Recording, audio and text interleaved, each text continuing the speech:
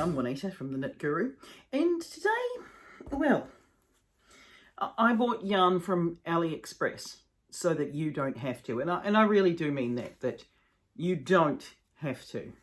I'll start with a disclaimer over the yarn that I got from AliExpress.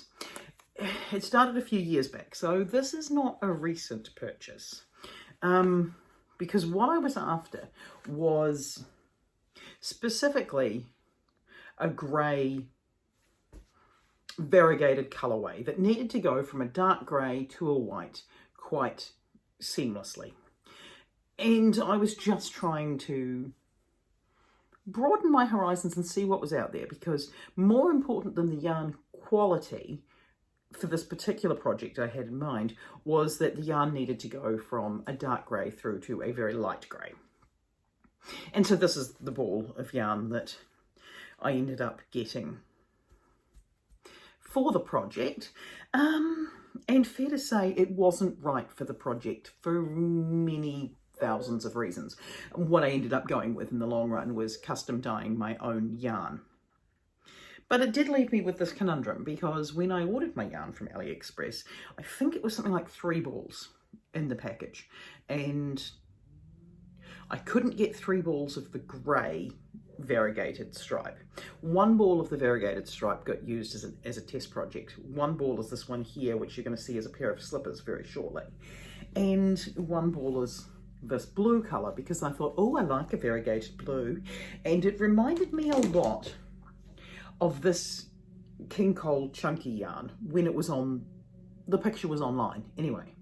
But as you can see, one colour is a lot more saturated than the other. So when it arrived, I was like, okay, it's not really like that at all. And then I had these other questions about the yarn. Mostly, what is it? Because it doesn't say. It just doesn't say. I mean, it might say in Chinese. It might be written there. I don't know. I don't know. Is it 100 grams? No, it's not 100 grams. It's less than 100 grams. But I'm not so worried about that. It was cheap, but it wasn't overly cheap either. I think that your basic acrylic yarns that come from most yarn stores are around about the same price. And here are a couple of my issues with the yarn itself, because I've used it now a couple of times. Mostly it's that it's not plied yarn. So if you know what that means, basically what you end up with is this yarn like this. There's no twists in it whatsoever. You can pull it apart quite easily. She says pulling it apart, making a big mess. The bit I find most struggling with this is that when you're knitting with it, I find that I end up stabbing through the yarn, which is generally, fine. You just unstab. You just pull your needle out, you start again. So you end up doing a lot of misstitches as you're doing this sort of thing. But also every time you do that, you end up creating an imperfection in the yarn, which isn't a big deal overall. Because that is what happens. And the bits that don't have any imperfection, that was a terrible idea. Some parts aren't so hard. Okay, bad example. Mostly, you can't easily pull it apart, but you can all at once. I'm not known for my overall strength. It's just not very strong. So as you're knitting things and you're stabbing it with your stabby needles, you're creating these points where as you then go to knit the next stitch, you can end up with a broken stitch because of that. Now that's not going to happen to everybody, because not everybody's going to use a stabby pointy needle.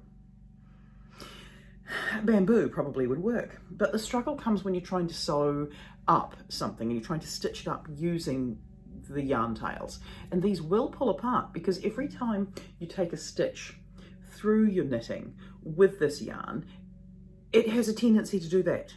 So you have to be so incredibly careful. And to me, that means that the seams are going to come apart later on. So it's not going to last very long.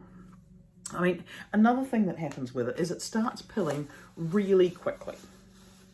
You know, you'll see it starting to happen there. You'll make a big mess with your yarn. This is a brand new ball of yarn. And it'll start pilling really, really quickly. For an acrylic yarn, that's quite ridiculous. If I compare it to this King Cole Riot chunky yarn, you know, I can't actually snap that, even though this is also not applied yarn.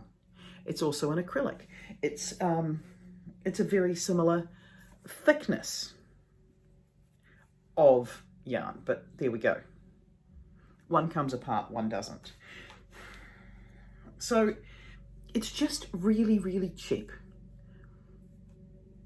plastic. The other problem with it is that it doesn't say anywhere what size needles to use, which, you know, it's not the end of the world. You can figure it out. You can do a test swatch and all the rest of it, but is it worth it for cheap yarn? No, because I've had really fine, cheap yarn from like dollar stores. It's not terrific, but when you're trying to either knit something for a one-off costume piece, or you need a specific shade and a rush for a thing.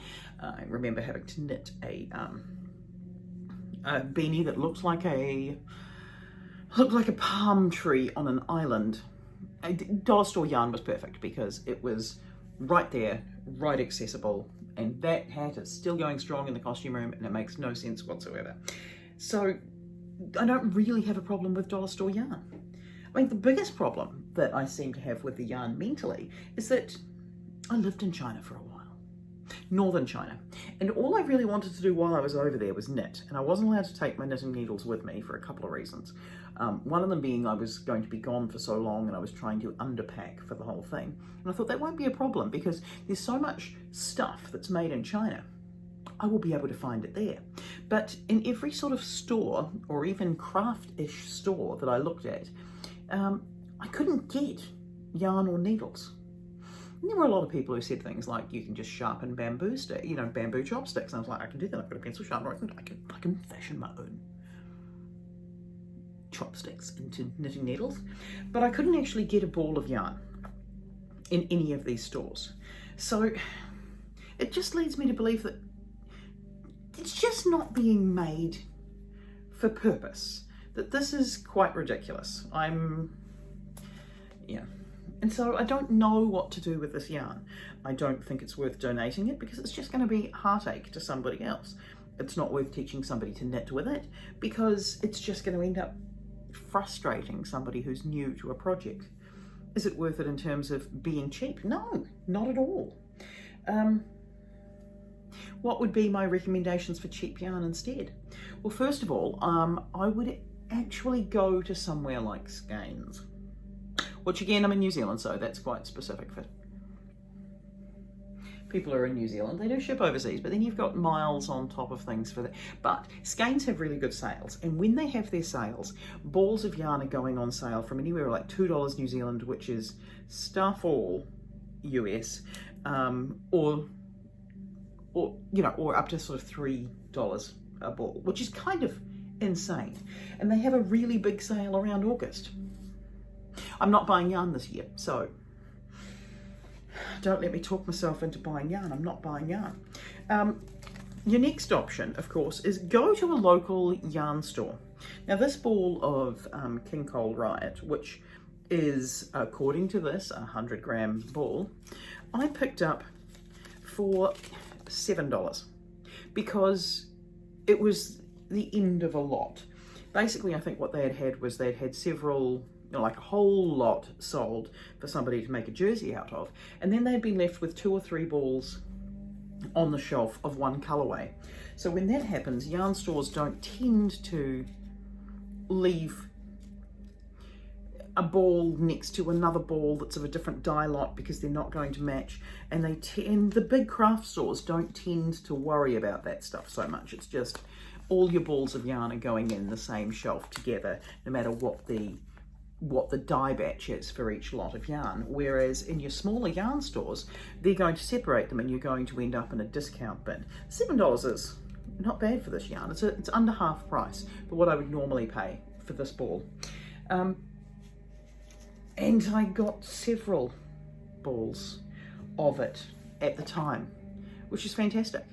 So would I go back to AliExpress and buy yarn? No.